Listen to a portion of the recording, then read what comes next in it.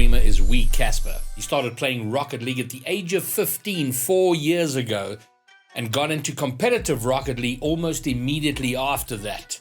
So he's been around a while and now grinding his way in the RLCS splits.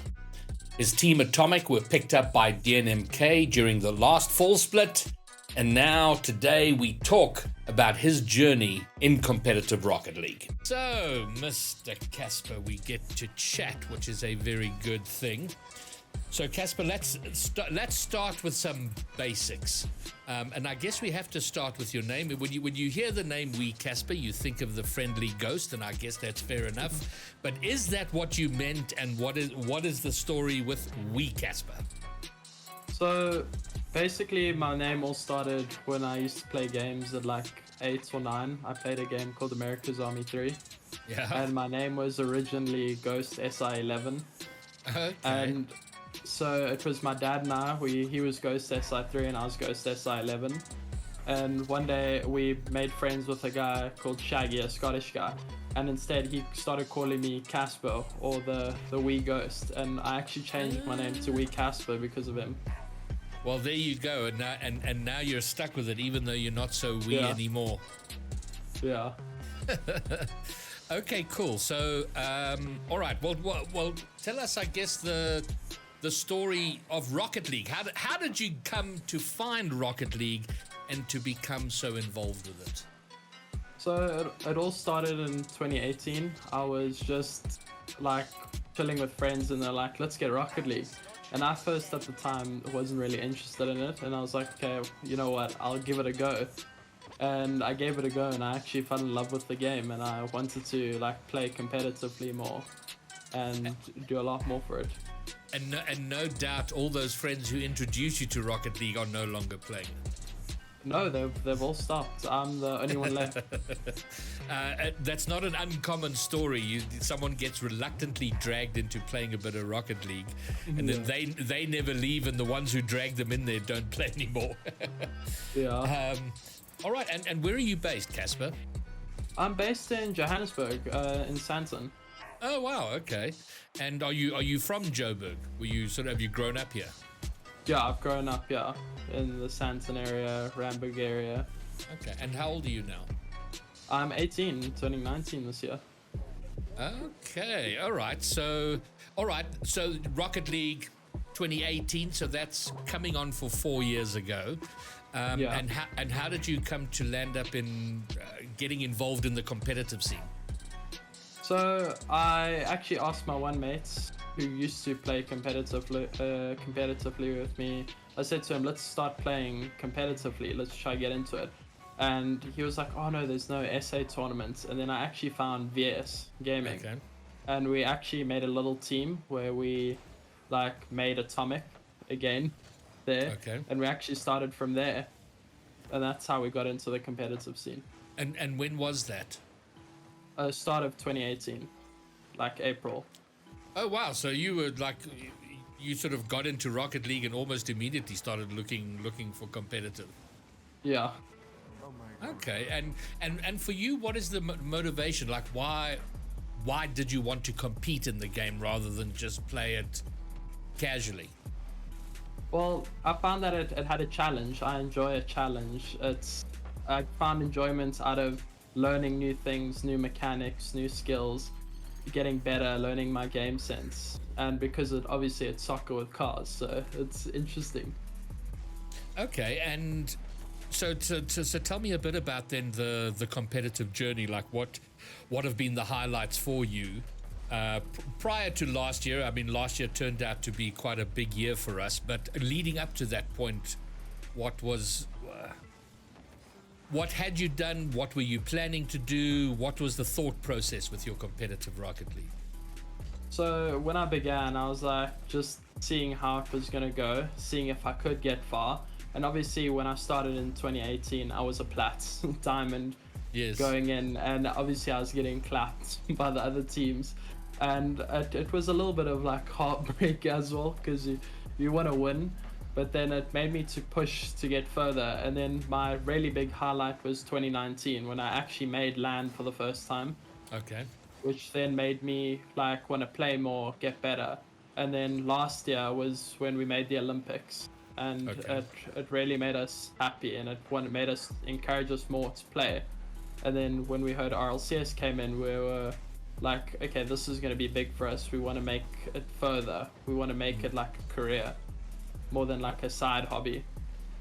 All right, well, excellent. We're definitely going to talk a bit more about that. But I'm interested to know, for a start now. I mean, so you were Atomic, right? Yeah. From what I recall. Okay, so then you guys got picked up. It was toward the end of the first split. You were picked up by DNMK. And so how did that all come about? And who is DNMK? So DNMK is known as Dynamic Esports. It's owned by Julia Bish-Robson, or her gaming tag is Bish. And she used to play competitive CS for Energy, the female team. Okay. But it came where we kind of approached them, and we had a chat, and they also approached us, and we spoke and told them what our intentions were, and they were really interested and were excited for like our achievements that we had already, and seeing that we've been a team for like 2 years now, and they were keen to actually bring us along and start our journey with them and to grow us more. Well, that's excellent, and I'm very pleased to hear it, because I actually had a meeting with Julia just before I got into Rocket League content creation, because it was a game I wanted to pursue and to help and just to get involved with. And I had a meeting with her because I was interested to hear from her experience and how she had gone along within the gaming scene. And her question to me at the time was like, well, why Rocket League?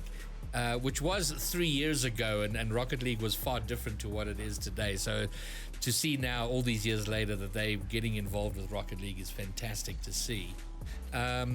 Okay, so what were your plans prior to September last year when the big announcement came? I mean, there wasn't a lot for pro South African Rocket League players to do. There was VS and a smattering of other things.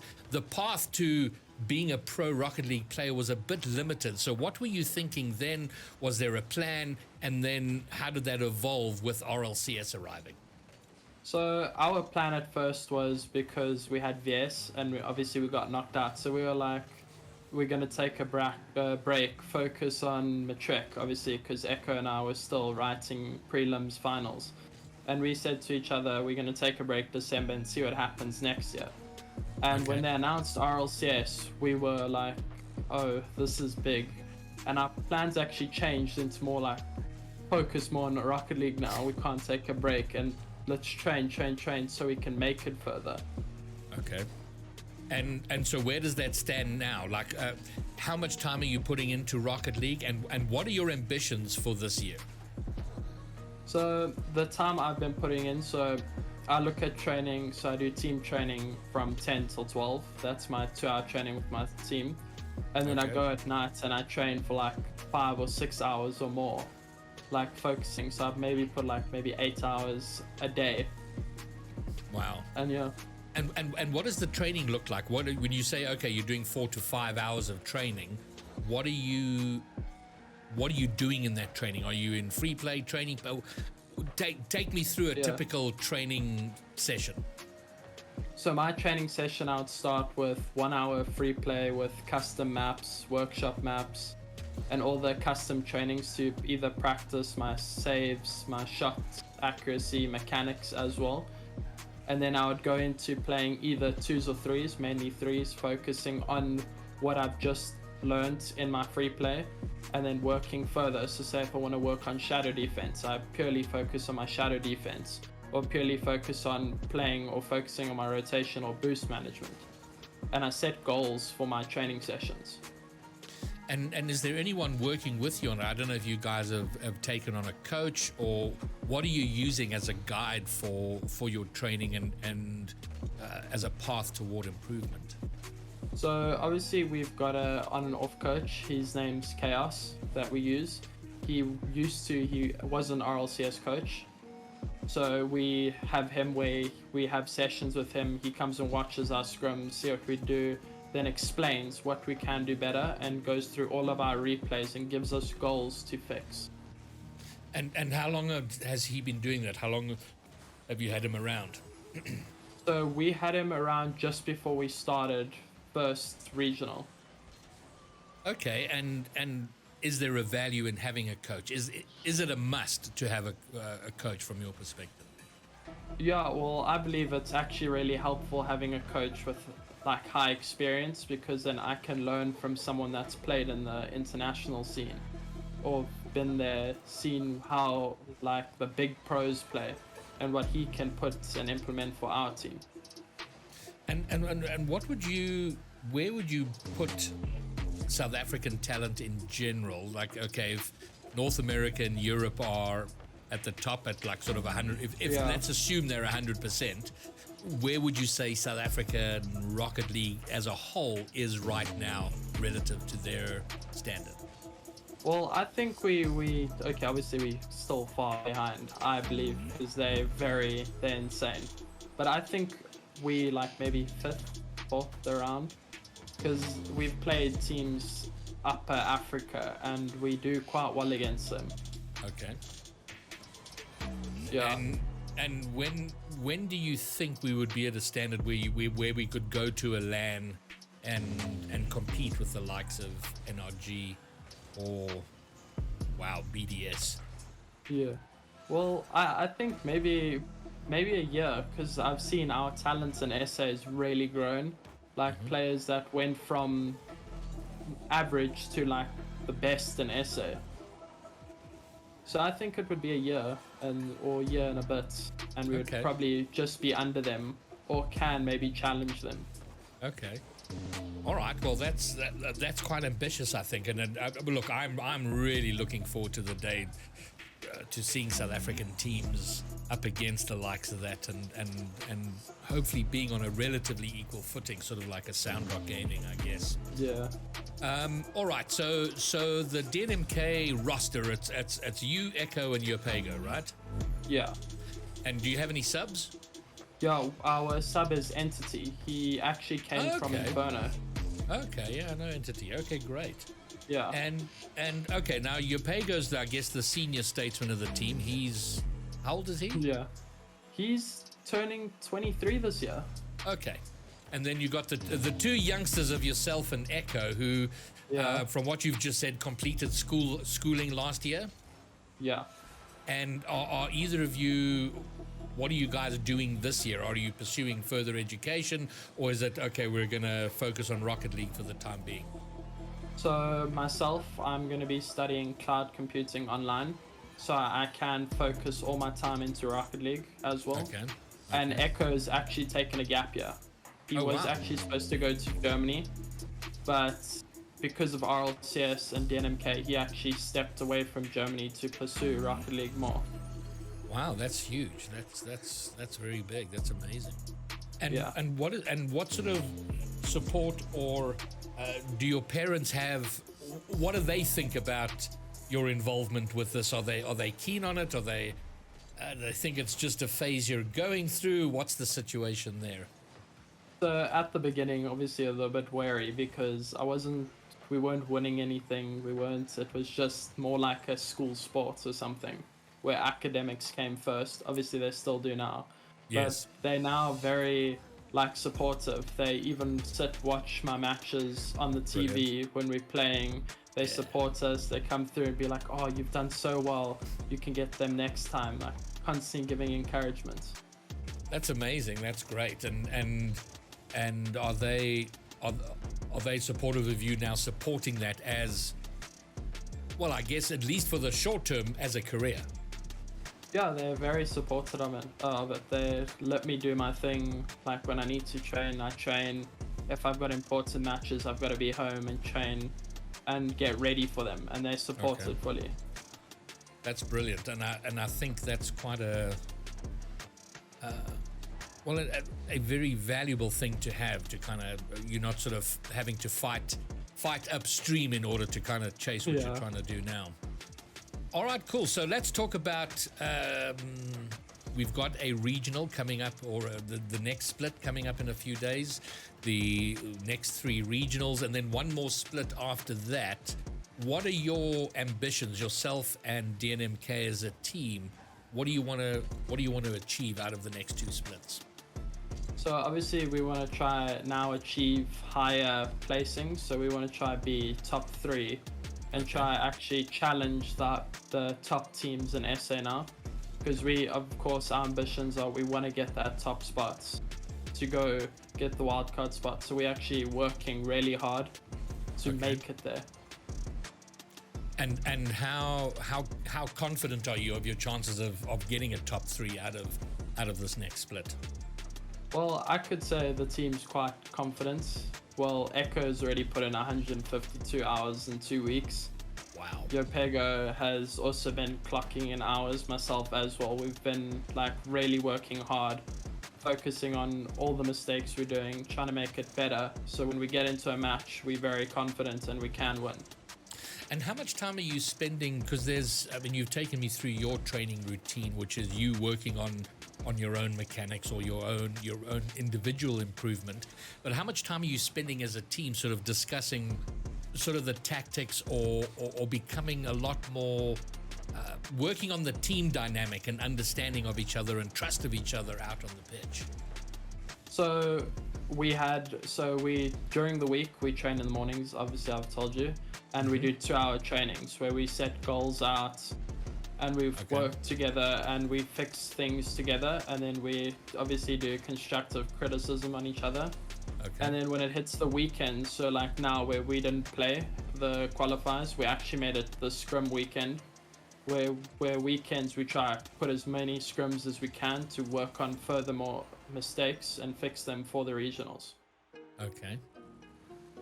All right. So now I'm going to ask a couple of general questions. So you're on Steam, right? You're a PC player. Yeah. And always have been? Yeah, always have been, never been on console. Okay, and controller or keyboard? 500 hours on keyboard for Rocket League, and then I switched. But I've mostly been through my life on a keyboard until Rocket League came. Oh, wow. That's quite a switch to make, because that's like resetting your entire brain. And what controller are you using? I'm using a PS5 now, currently. Okay. How long have you used that? 6 months now. Okay. And that's what I use, and I think it's quite of the sort of standard controllers, it seems the most solid.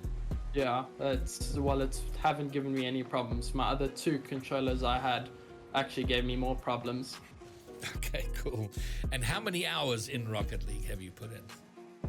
I think, if I can remember, maybe 3,400, around there. Okay. Yeah. All right, fine. Well, I think it's you're probably about halfway there in terms of hours. In terms of, if we look at like the guys who've been in the pro scene for a while, they're sort of clocking in around 6,000, 7,000 hours. So you've done very well considering the number of hours. I think I've certainly put in at least twice that, and I'm still rubbish. But that's me, and I have no aspirations to be much higher than I am. All right, cool. And what for you is, have you thought about how long you'd like to be in the pro scene in Rocket League? You're 18 now. Is it something you're looking at over the next year? Do you see it as 2 years, 3 years? Or do you have an even longer view of it? Well, with how we're doing now and everything, I'm like positive I want to pursue it more. Obviously, with having my studies involved as a backup, but I can see myself playing for a long time. Okay. Until I either get too old and I can't get anything out of getting better, and we're having to stop. All right, cool. And what would you say if you got into the game? That's like 4 years ago. You're turning 19. So what? You were about 14? I you think started? 15. 15. Okay, Yeah, so you got 15, into yeah. Rocket League at the age of 15. And it's quite different now if we just look at how Rocket League has evolved and now the changing landscape of the pro scene. If there's a 14-year-old, 15-year-old who's now getting into and is thinking seriously about Rocket League, what would you tell that kid? Like, hey, this is what I wish I knew when I was starting to grind. So obviously, I would try and give them the help because I actually had to learn for myself. So I would want to pass on what I know and obviously tell them, like, you know, focus on school, but also if you want to pursue this as a sport, go ahead, do it. Because you can get far with it. You're young. You can, like, if you look at the best players in the world, they're starting at 15 playing in RLCS. There is a possibility they can make it that far. All right, good. And my standard question to everybody, what is your take on Rule 1? Yes or no? Does it have a place in competitive Rocket League? Well, I believe in it. If I get into it in a competitive game, I stick with it. Even if it's in a proper match, I would stick with it. Okay, so you qualify for the wild card, you go to the World Championships. Somehow you make it through that wild card week. And you're on the main stage and you've been drawn against BDS and it's overtime of game 5. Rule 1. So I'll stick it. If the other player doesn't stick it, oh well, then we play on. But if we both stick it out, then I'll let the Rule 1 happen. Yoo-wee. Well, it's contrary to my own view, but I respect your right to have your opinion about that, and good. Okay, so you are for Rule 1. Yeah. Okay, good. It's certainly a good time for Pro Rocket League players here and for the scene in general, and it's awesome that you're a part of it. Yeah. Thank you.